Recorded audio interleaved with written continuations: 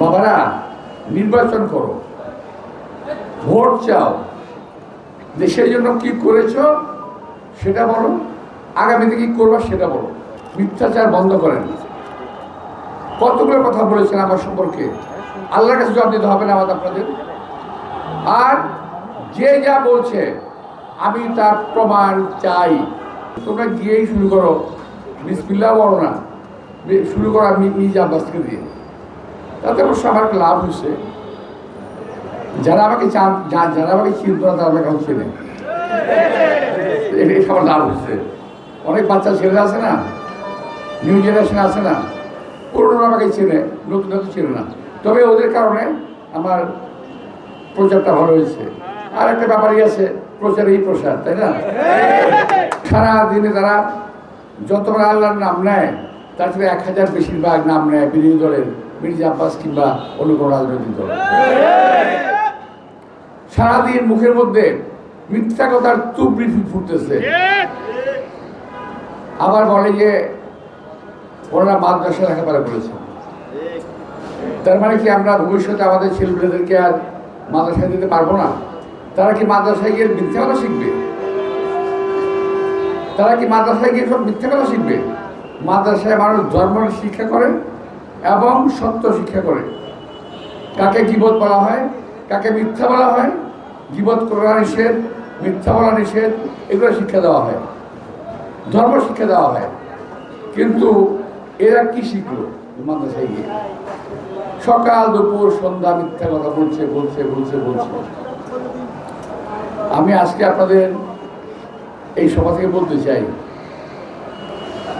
বাবারা, নির্বাচন করো, ভোট চাও, দেশের জন্য কি করেছো সেটা বলো, আগামীতে কি করবা সেটা বলো। তুমি কোত্থেকে আসছো, কি বিষয় আছে দেখার বিষয় আমার নাই। কথা হলো তুমি তাকে তোমার ভোট চাও। অন্যজনের গীবত গায়ে যত সময় নষ্ট করো, যত গুনাহ করো, এই কাজটা করার দরকার তো নাই। আমি তো নির্বাচন করেছি অন্তত 5 বার কমপক্ষে, আপনারা দেখেছেন। আবার এখানে আপনারা যারা আছেন 15 লোক, আপনারা কখনো শুনেছেন যে আমি কারোর বিরুদ্ধে কোনো কথা বলেছি? আমি আমার কথা বলেছি, আমি কি করব সেটা বলেছি। এবং আজকে বলতে চাই, আমি কি করব সেটা বলেছি এবং আমি কি করেছি সেটা আপনারা দেখেছেন। আমি ঢাকায় অন্তত 2টি হাসপাতাল করেছি। মুগদা মেডিকেল হসপিটাল করেছি, মুগদা একটি ডায়াবেটিক হসপিটাল করেছি। আমি আমার ওই এলাকাতে আমার নির্বাচনী এলাকায় আমি 4টি বাচ্চাদের খেলার মাঠ করেছি। আমি কলেজ করেছি লেখাপড়া শেখার জন্য বাচ্চাদের। আরও অনেক কিছু আপনার কাছে লিফলেটের মধ্যে লেখা আছে, দেখবেন আমি কি কি করেছি সব লেখা আছে। আপনি লিফলেট দিয়েছি আপনাদের, যাওয়া দিয়েছি, তার কিন্তু আংশিক, পুরোপুরি দেওয়া হয়নি। আমি শুধু ঢাকা নয়, আমি মন্ত্রী হিসেবে সারা বাংলাদেশে যারা অনেক কল্যাণের জন্য কাজ করেছি। আমি আমার কথা বলছি এটা। আমি এখন যদি ওরা এর চেয়ে আমার চেয়ে ভালো কিছু করতে পারবে বলে আপনাদের মনে হয়, যারা আসতেছে ভোট দেবেন, অসুবিধা নেই। কারণ এই ভোটের অধিকারের জন্য যুদ্ধ করেছি।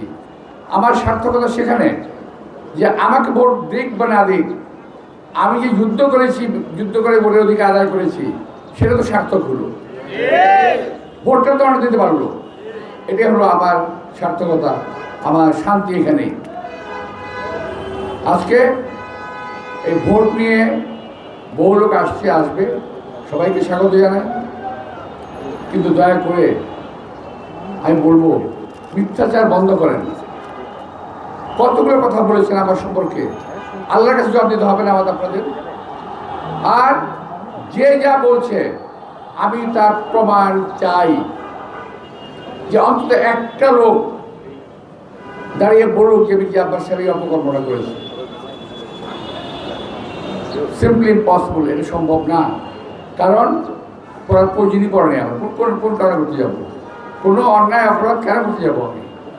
আমাকে মানুষ ভোট দিয়েছে মানুষের কাজ করার জন্য, আমি মানুষের জন্য কাজ করার চেষ্টা করছি, করবো। সেই কথা বলতে হয় মানুষকে।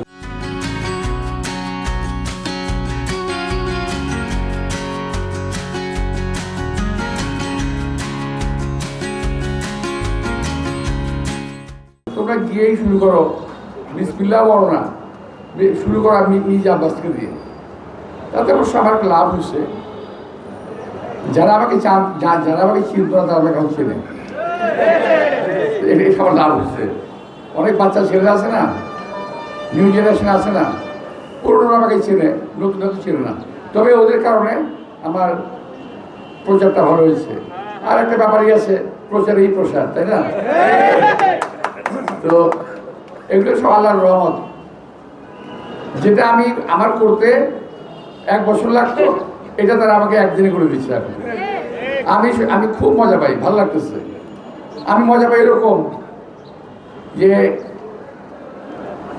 আমার বাসায় আমার নাতি পুতিরা আছে, আমাদের বাচ্চারা আছে, খেলাধুলা করে, কথাবার্তা বলে, মাঝে মাঝে খুব মজার মজার কথা বলে, আনন্দ করি, আমি উপভোগ করি। আমি এই বাচ্চাদের কথা উপভোগ করি, কারণ আমি জানি এই ছেলেগুলা নিজেদেরকে মিথ্যাবাদী প্রমাণ করতে চাই জনগণের সামনে, অথচ ওরা নাকি রাজনীতি করে বাংলাদেশে।